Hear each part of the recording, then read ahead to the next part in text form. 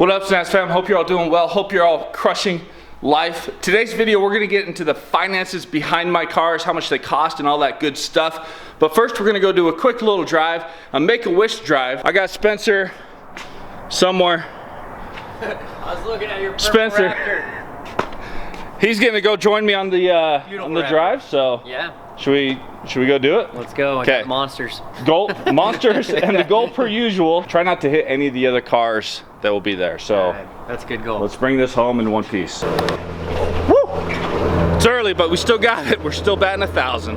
Also, it's not that early, so everybody should be okay. We're also in quiet mode, so everybody should be fine. No more cakes, no more cupcakes. I am coming back with the revenge, though.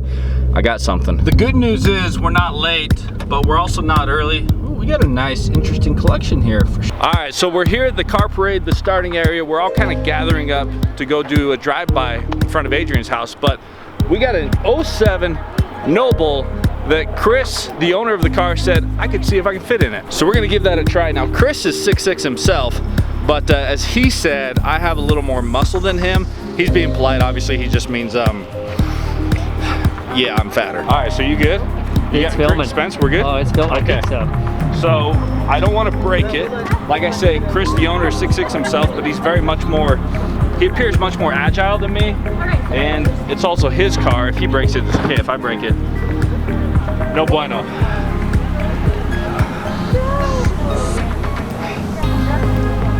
So far, so good. And, You look very comfortable. oh, actually, you know what? So I'm gonna be honest, like, this is more comfortable than pretty much all of James's cars. So I think Lamborghinis are out of the picture. I think Nobles, I think we gotta consider that. What do you think, Spence? Noble? Wow, dude, you look good in there. Shut the door. Yeah, okay. See what it looks like. Oh, yeah. Man, this thing is sick. It's just super unique, super different. I mean, you know you're in a different car, different experience, it's sporty. Wow, this thing is nice. It's mint. This is mint. I like the red horn buttons. Do they work? Oh, yep.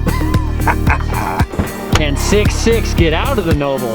That's I don't the question. want to, actually, so I'll trade you cars for the day. We good? Let's do it. No pressure. Oh, yeah. We had a little chat off camera, and he actually said never mind. He wants to stick with the Noble.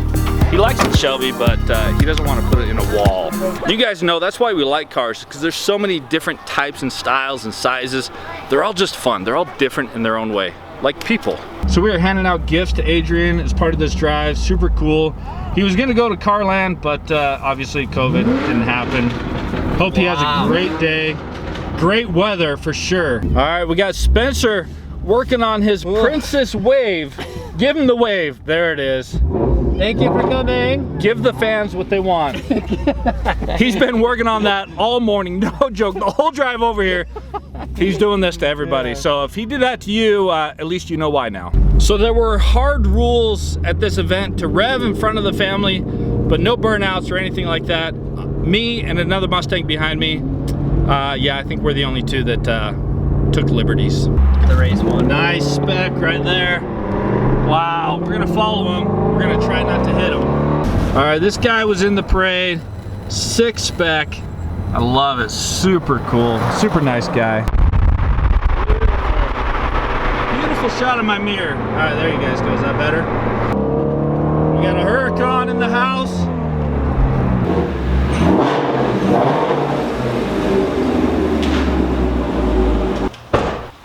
Adrian was supposed to go to Carsland for his wish with Make-A-Wish Foundation. Obviously that got shut down with COVID and everything, so his sponsors put up another event where he got a shopping spree and then this car parade. I hope he enjoyed it. It was a cool thing to be part of. Also, the, look at this. The louvers did not fall off yet. This one's on pretty good. This one though is highly questionable. It's kind of staying, but I don't know. But I'm gonna go get a quick workout in at Johnny's, and then we're gonna come back and get into the whole financial situation and costs of all my cars and so forth. So assuming I survive the workout, we'll be back in a couple seconds. Paw. Oh, good boy. You ready? Here we go. Yes. Oh, goodness. All right, we made it back. The workout was a decent success. Now we're gonna talk some numbers and numbers can get boring to a lot of people, but to me personally, I love talking about numbers. That's when I get jazzed. Now you gotta remember though, one of the minimum requirements of YouTube is I have to cover the car payments from the YouTube business. That was the deal I made. Up. Oh, come on. Yeah, get it. Yes, oh, good boy. Yeah. That was the deal I made with my wife, was if I start YouTube, YouTube has to pay for the cars that I get.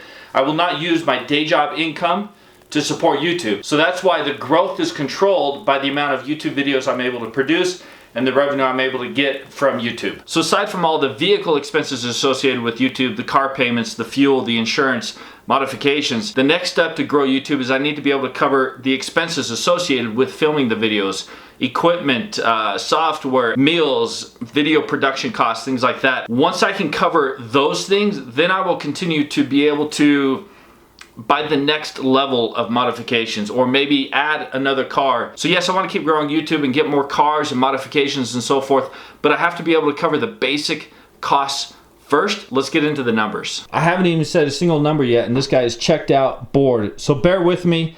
I think it's fascinating. It's good business, but this might be you in a couple minutes. Now, what we're mostly going to focus on are the basic monthly costs, car payments, and insurance of each vehicle, but I am going to show as well the loan balance I have on each vehicle and the market value roughly. First, going to talk about my wife's 2020 Subaru Outback that we bought earlier this year. Market value used at its current state right now is roughly $35,000. We owe $29,000 on it, just over, and we bought it for $36,000. Now the main thing is the monthly payment for that vehicle is $600 and the insurance is $64.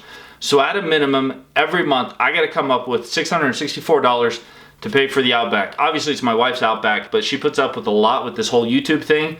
So the least I could do is buy her a car with the funds from YouTube. I mean, that was the least I could do. Now let's run through the other three less used vehicles really quickly, which are the Rolls-Royce, the 98 F-150, which is shared with my family. It's my grandpa, so that's why it's kind of a half a vehicle. And the BMW X5 2013, which I still have. I gifted to my parents for an undetermined amount of time. I still make the payments on that and so forth. So of those three, the BMW is the only one I still have a car payment for. It's only $252, which is not too bad. Insurance for those, the Rolls is $82 a month. Yep, insurance on a vehicle you hardly ever drive is $82 a month. The 98 F-150, $40 a month, that makes sense. And the X5, $70 a month, also makes sense. Now obviously I don't have a loan on the Rolls or the 98 F-150. I based the Rolls value off of what James paid for the vehicle. That's the only market value we really have. The F-150 value, we'll say it's $1,000, give or take. And then the X5 is worth about $16,000 in its current state. I only owe $11,000 on that, so I'm ahead, which is nice. You never want to be underwater in your vehicles, obviously. Easier said than done. I've been underwater before. Right now, I'm fortunate that none of my vehicles are underwater. Now, if you don't know what it means to be underwater on a loan, that's when you owe more than the car is currently worth. I think a lot of people have experienced that at some point in their life. It's kind of stressful because if something happens to it, you can't really sell it and recover it because you have no equity in that vehicle, and it's not a great spot to be in. Yeah, he understands it, but it's not fun. Boop. Next up is my 2014 SVT Purple Plaid Raptor, which you guys know I bought earlier this year. I had the Hummer H2, I graduated from that, and I got the Raptor. Now this thing, I bought it for about $40,000. It's still worth $40,000. Some would argue that it's worth a lot less because of the wrap, but I digress. Now the loan on this vehicle is just about $600 a month, and insurance is $103, which is the most expensive vehicle I have to insure, more than the GT350. I'm not sure why that is, because GT350s, Mustangs, Crowds, Walls, but I digress. This vehicle cost me almost $700 a month to own. Again, the cream of the crop, the 2018 GT350, which I bought used in the spring of 2019 for about $51,000. It's worth about $50,000 today, and I owe just over $46,000 on it. The monthly payment on this vehicle is $727, and insurance is about $78, which means I pay over $800 a month to own this vehicle, which is no small sum. Now if you do some quick math, I paid $2,172 a month for principal and interest on the vehicle loans. I pay another $436 a month just for insurance. That's over $2,600 a month I gotta come up with in YouTube revenue to cover 5.5 cars. But there's more. I pay about $400 a month in fuel, roughly, and I have another loan, $700 a month, that I have to pay for with YouTube income. I just took it out. It's not for a vehicle. It's for something I haven't announced yet.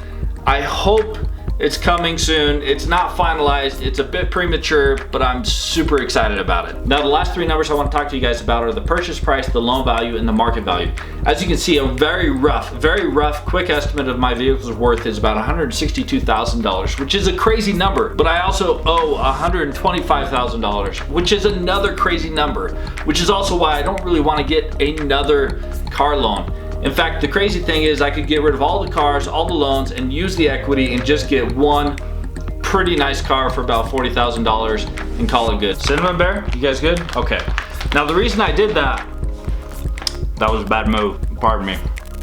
Now I would personally never really get that many vehicles or that many vehicle loans if it weren't for YouTube. YouTube obviously makes you make different decisions, but YouTube is a business. I'm running it as a business. I'm trying to make conservative business decisions to help the channel grow without putting me personally and my family personally, the home and everything else I have at financial risk. That is why I generally choose to be patient and grow slowly with the YouTube channel with modifications and so forth, because I don't want to put my personal financial situation at risk. And there you have it. That's what it cost me to own my roughly 5.5 vehicles. If you have any questions or I left anything out, feel free to comment below. If you have any other business YouTube questions for me, also comment below. But I want you guys to know that everything I make on YouTube, I invest back into the channel to try to grow and provide better and more content for you guys. But I hope you guys are killing it.